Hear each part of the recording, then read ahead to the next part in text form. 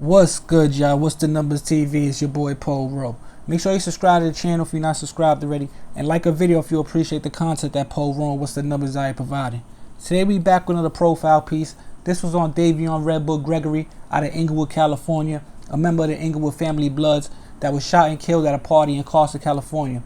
We're going to take a deeper look into who was charged with his murder and what the outcome of the trial was when it was all said and done. First, we're going to take a look at the details that the news reported on the shooting, which what they said basically was a man was killed and two others hurt in a shooting that broke out in an adult-themed pajama party in Carson Saturday.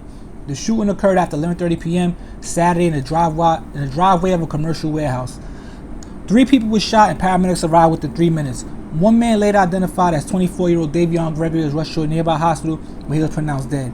2 other men were also taken to the hospital, but their conditions weren't immediately released.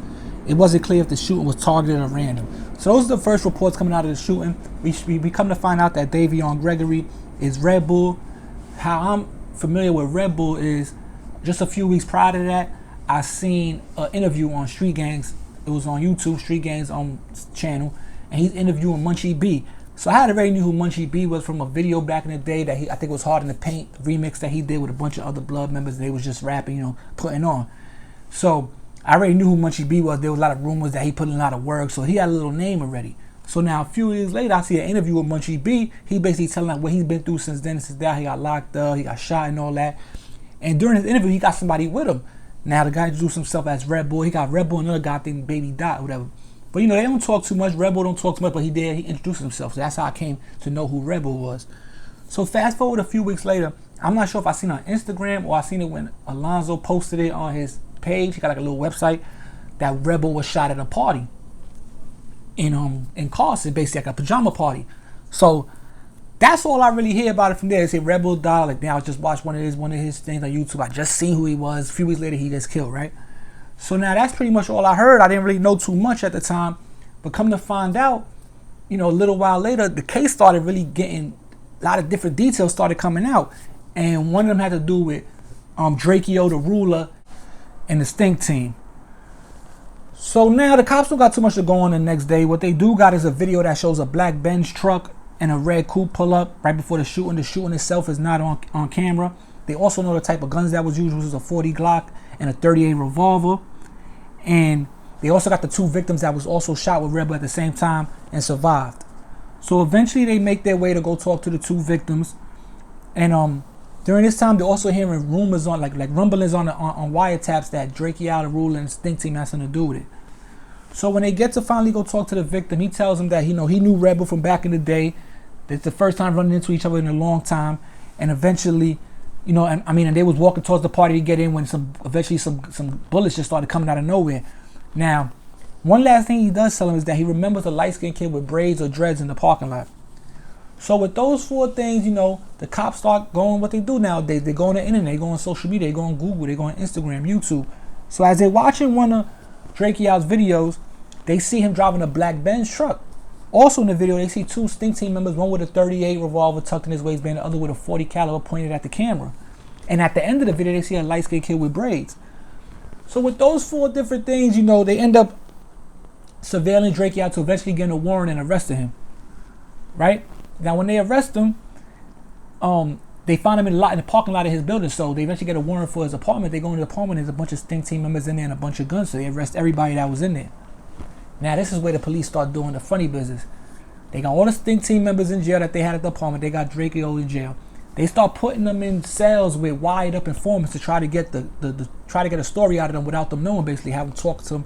So it ends up working because one of the members by the name of Too Shitty ends up telling one of the cell informants that I didn't do the shooting. It was a kid by the name of AB from 40s that did it. Go by the name of Arlington Blue, real name Jaden Boyd. So, police, they got the information on audio. They go, they arrest him. Now, he's a 17-year-old kid from 40s, you know what I'm saying? He's a gangbanger.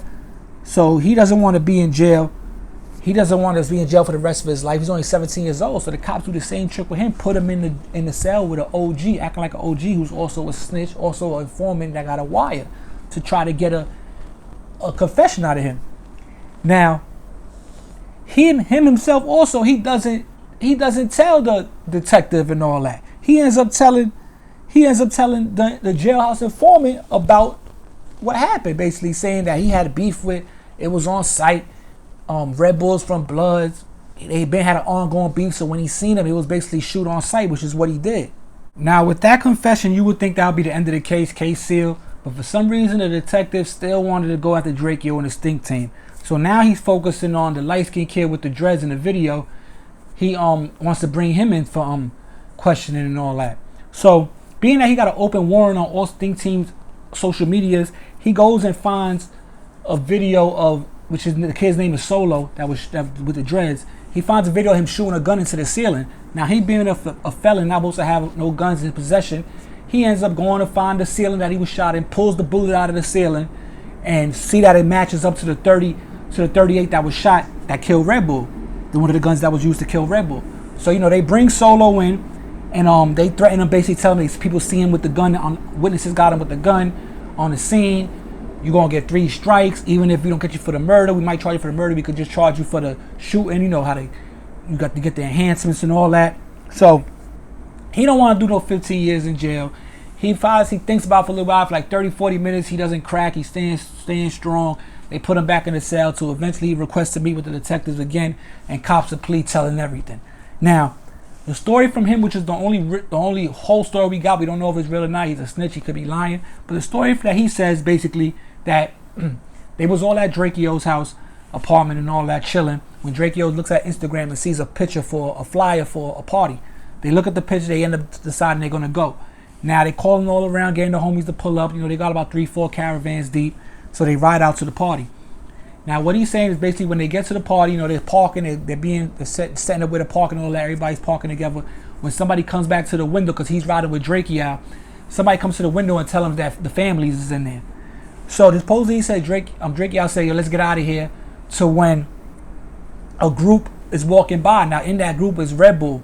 Supposedly Red Bull and the 17-year-old AB, Jaden Boy, see each other and the bullets just start flying. He says that him and Drakeo duck, but after he says who he says Kels runs over and says basically I emptied the clip on him. Now they get up out of there, they all scatter, they go back to Drakeo's apartment, they go to sleep. So when they wake up later at night in the morning, like 3 in the morning, and they find out that Red Bull died. Now, that's where we at as far as like they got everybody. They still trying to get Drakeo. They charged, so they end up charging Drakeo with the murder still. So moving forward, Drakeo charged with the murder. Boyd is they separated his case, but he's charged with the murder. Kels is on the case with Drakeo, and another one of the stink team members that's not charged with the murder. So they end up going to trial, and Drakeo beats the trial. He beats the murder. He only gets convicted for possession of a gun, and he gets a hung jury on 2 other charges. I think shooting out a window and another type of possession of something. I'm not sure it's the second one, but I know he gets 2 hung juries. So basically he's supposed to be getting out of jail in a week, but that doesn't happen because the DA decides to refile the charges and go and try him again. Now, what we do know as far as the other ones is Kels, I looked him up. He got life without parole. He got convicted for the murder and got life without parole. Solo, he snitched. He got relocated out of the state and he came back and all that. But right now he's out of the state supposedly. But he's a rat. He snitched. Now, Javon Boyd, I can't find him on the internet or nothing as far as him locked up. I don't know if he ended up snitching, being that they had a confession from him already. But they severed his case and then he pleaded the 5th, so he couldn't testify against them. So I don't know how that working out. I don't know if he's considered a snitch. What happened? Being that they like weaseled the confession out of him, I don't know exactly, but he's not showing up in the inmate lookup. So I had to get this little story out there because this is a crazy story. Because Red Bull, and then I wasn't even up on the whole Drakeo and all that. So when I started reading up and I seen the 2, I said, let me try to report this as best as I can. It's going to be a little tough being there's so much different things going on with this case. But I try to give it to you the best I can, man. But yo, this What's the Numbers TV. I know this one's a little long, but if you're interested, just listen, break it down, stop, read the articles and all that. So y'all can put it all together yourself. You know how we do at What's the Numbers TV, man. What's the Numbers TV? It's your boy Paul Rowe. Man, rest in peace to Kobe.